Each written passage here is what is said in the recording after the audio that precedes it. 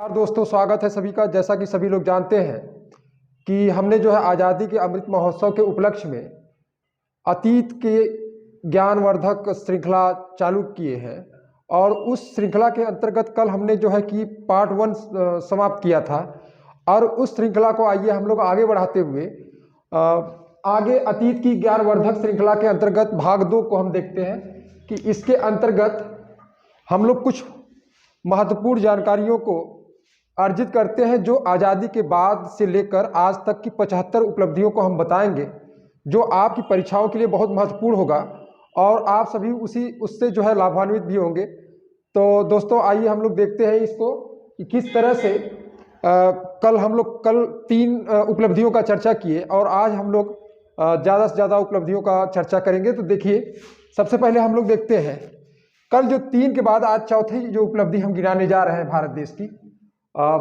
मैं दोबारा बता दे रहा हूं सभी लोगों को कि सभी लोग पेन कॉपी कलम लेकर, वैसे लगने को तो सभी को लगता है कि ये याद है, लेकिन इस जो चीज़ें हैं हम बताने जा रहे हैं 75 चीज़ें, वो चाहे पुलिस हो, चाहे दरोगा हो, चाहे बीडीओ हो, चाहे सुपर टेट हो, या जो भी परीक्षा दे रहा हो परीक्षार्थी, सभी के लिए उपयोगी होगा।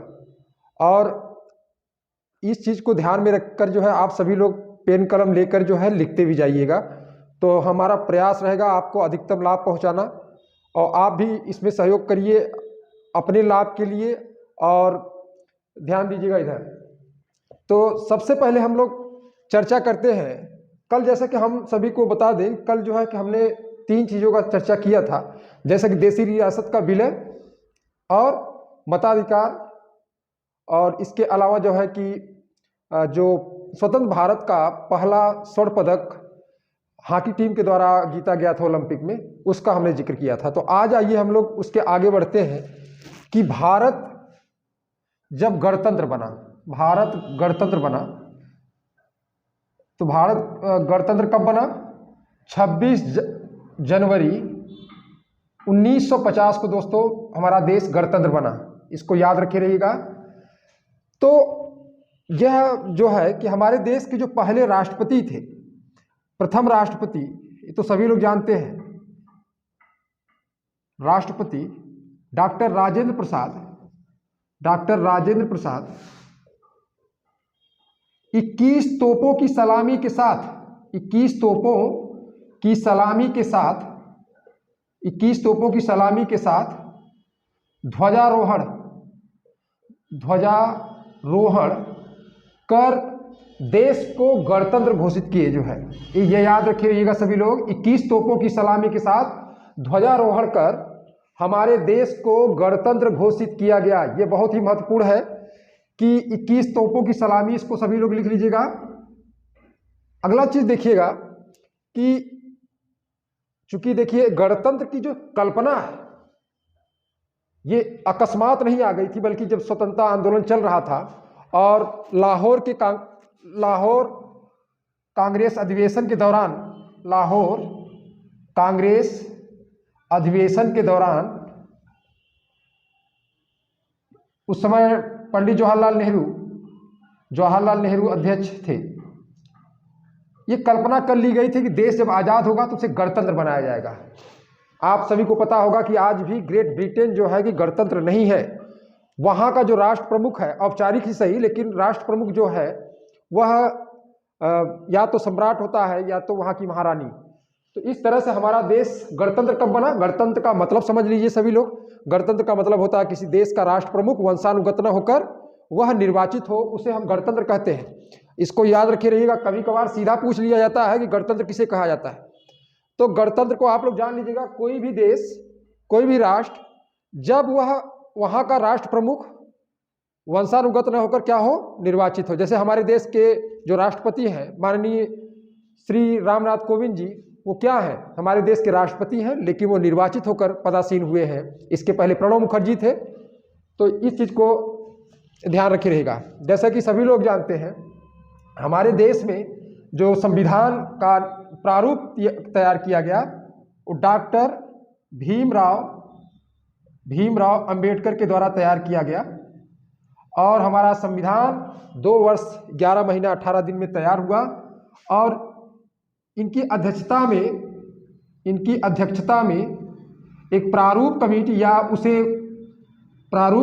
या उसे मसौदा कमेटी भी कहा जाता है, मसौदा कमेटी भी कहा जाता है, याद रखे रहिएगा सभी लोग। इसका गठन हुआ था 29 अगस्त 1947 को, 29 अगस्त 1947 को गठित हुआ था डॉक्टर भीमराव अंबेडकर की अध्यक्षता में।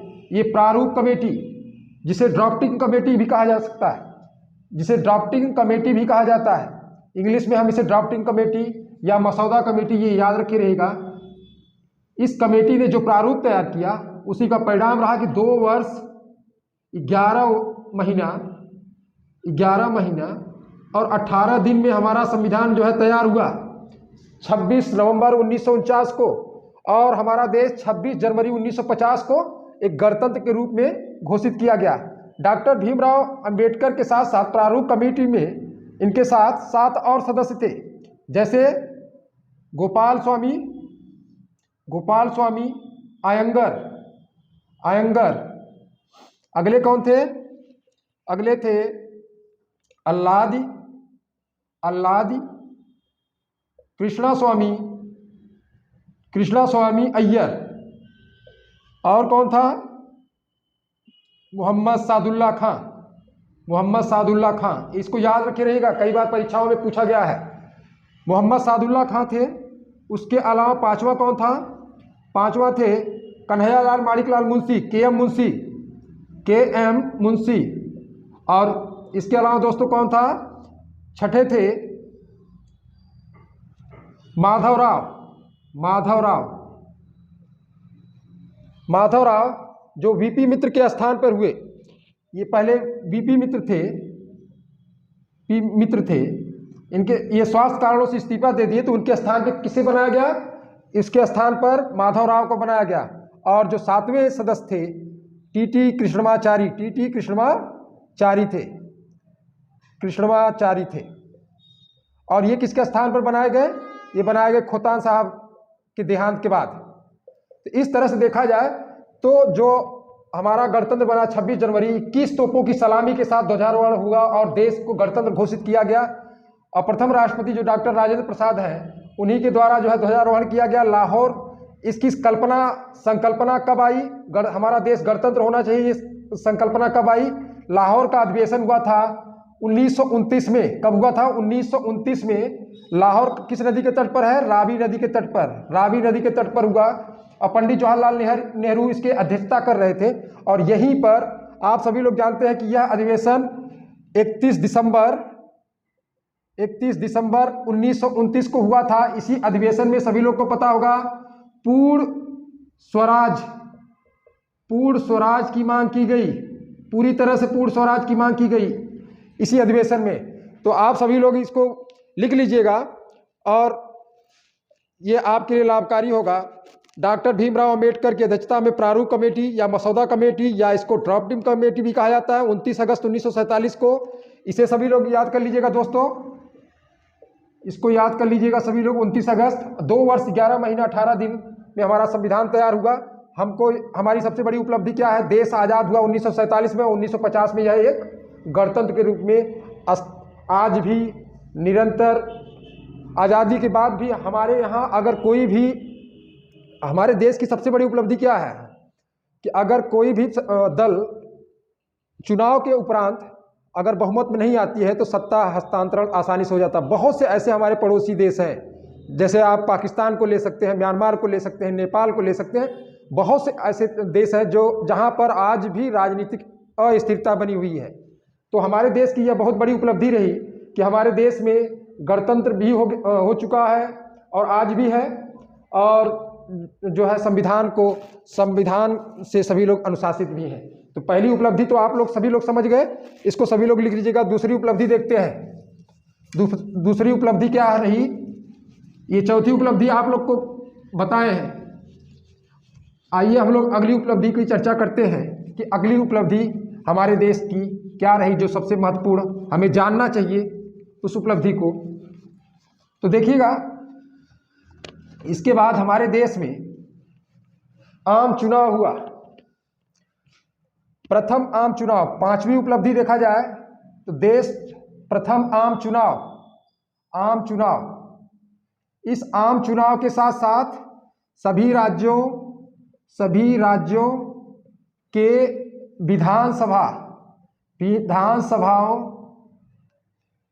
सभी राज्यों की विधानसभा के लिए भी चुनाव हुआ।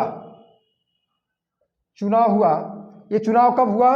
25 अक्टूबर 1951 से लेकर 21 फरवरी 1952 तक यह चुनाव चला।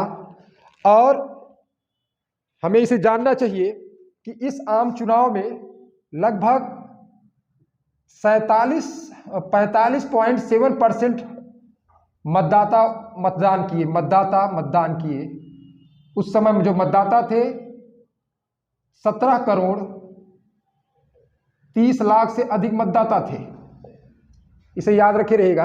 और उसमें 45.7% मतदान किए, जिसमें सबसे ज़्यादा कोट्टायम क्षेत्र के मतदाता मतदान किए, 80% से अधिक। हमारे देश के जो प्रथम मुख्य चुनाव आयुक्त थे, हमारे देश के जो प्रथम मुख्य चुनाव आयुक्त थे जिनका नाम था सुकुमार सेन, इसको याद रखे रहिएगा सभी लोग। सुकुमार सेन हमारे देश के प्रथम मुख्य चुनाव आयुक्त थे। इनके प्रयास से नवंबर 1947 से ये लगातार मतदाता सूची तैयार किए। और मतदाता सूची तैयार किए, जैसे हम कल ही आप सभी लोग को बता चुके हैं कि मतदाता के लिए जो है आयु कितनी होनी चाहिए? 21 वर्ष होनी चाहिए। मतदाता के लिए कितनी उम्र होनी चाहिए? 21 वर्ष। और उनके अथक प्रयास से, सुकुमार सेन के अथक प्रयास से मतदाता सूची तैयार किया गया और चुनाव हुआ। और चुनाव जो है 489 सीटों के लिए चुनाव हुआ, जिसमें कांग्रेस को 364 सीटें प्राप्त हुई। इस प्रकार से प्रचंड बहुमत से पहले चुनाव में सत्ता पर काबिज कौन हुआ? कांग्रेस हुई। पहली बार कौन हुआ? कांग्रेस हुई। इस प्रकार से हम देखते हैं कि आज़ादी के बाद हमारे देश की जो पांचवी सबसे बड़ी उपलब्धि रही, प्रथम आम चुनाव को सफलतापूर्वक संपन्न कराना, यह था। यह चुनाव हुआ था 25 अक्टूबर 1951 से लगाकर 21 फरवरी 1952 तक। सभी राज्यों के विधानसभाओं के लिए भी चुनाव साथ में ही हुआ। और उस समय जो मतदाता थे, अच्छा एक चीज़ और जान लीजिएगा, कभी पूछा जा सकता है, बहुत ही इंपॉर्टेंट है ये। श्याम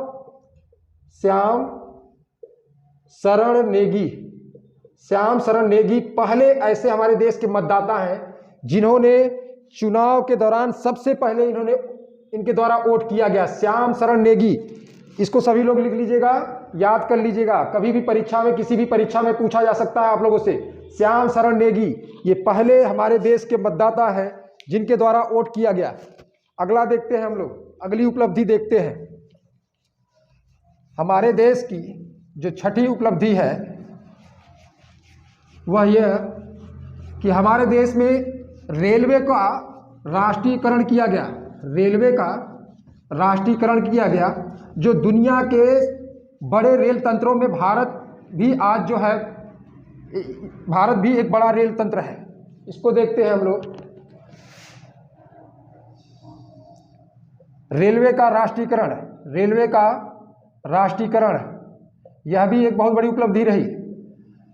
आप सभी को पता होना चाहिए कि 40% से अधिक, आज़ादी के बाद 40% से अधिक रेलवे तंत्र पाकिस्तान को प्राप्त हुआ। 40% से अधिक रेलवे तंत्र पाकिस्तान को प्राप्त हुआ। भारत के द्वारा 1951 में रेलवे का राष्ट्रीयकरण कर दिया गया। राष्ट्रीयकरण का मतलब है रेलवे का ज़्यादातर हिस्सा सरकार के द्वारा खरीद लिया गया।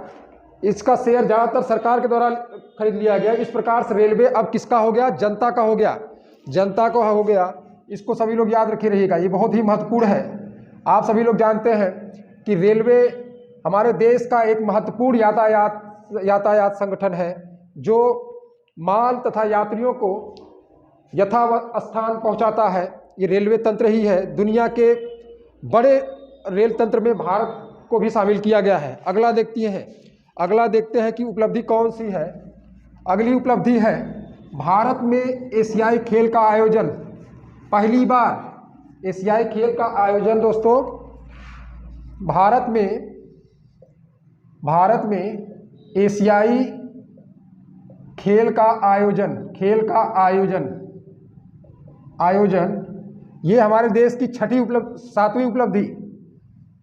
देश आज़ाद हुआ 1947 में और 4 मार्च 1951 से लगाकर 11 मार्च 1951 तक हमारे देश में एशियाई खेल संपन्न हुआ। इस एशियाई खेल का निर्णय दिल्ली में जो हुआ था, दिल्ली में ध्यानचंद स्टेडियम में खेल का उद्घाटन किसके द्वारा किया गया? खेल का उद्घाटन डॉक्टर राजेंद्र प्रसाद के द्वारा किया गया। डॉक्टर राजेंद्र प्रसाद के द्वारा किया गया। और इस खेल का जो है एशियाई खेल का निर्णय कब लिया गया? 1949 में दिल्ली में ही स्थापित एशियाई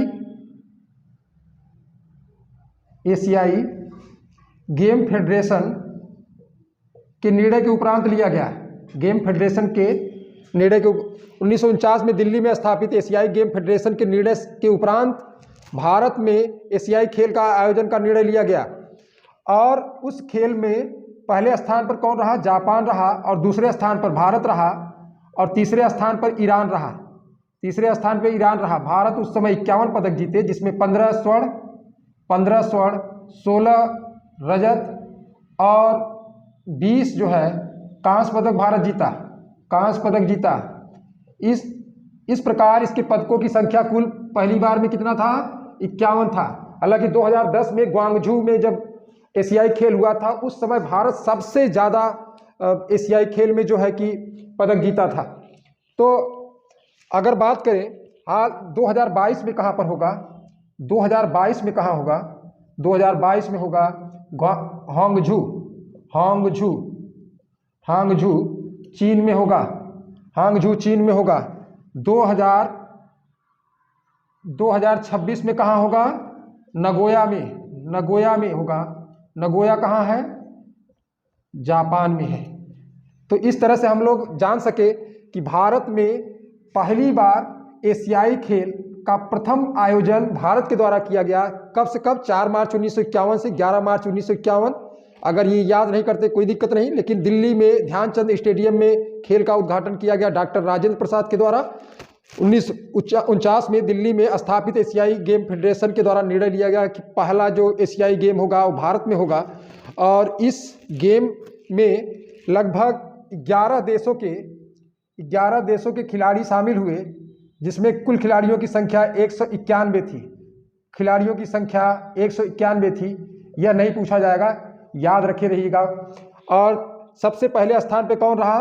प्रथम एशियाई गेम का जो आयोजन भारत में हुआ था, प्रथम स्थान पे कौन रहा? जापान रहा। दूसरे स्थान पर भारत रहा। और भारत कुल कितने पदक जीते? 51 पदक जीते। तो इस तरह से हम लोग देखते हैं। अगला कहाँ पर होगा? 2022 में हांगझू में होगा चीन में, और 2026 में नगोया जापान में होगा। इसके पहले जो है कि 2018 में कहाँ हुआ था? 2018 में एशियाई गेम हुआ था। 2018 में कहाँ पर? 2018 में हुआ था जकार्ता में, इंडोनेशिया में, जकार्ता में हुआ था। इस तरह से हमने देखा कि भारत हालांकि 2 बार एशियाई गेम का मेजबानी कर चुका है। भारत 2 बार एशियाई गेम का मेजबानी कर चुका है, लेकिन पहली बार जो एशियाई गेम का आयोजन हुआ 1951 में कहाँ पर? ये हुआ भारत में। अगला हम लोग देखते हैं 8वीं उपलब्धि हम लोग देखते हैं कि भारत की 8वीं उपलब्धि क्या रही।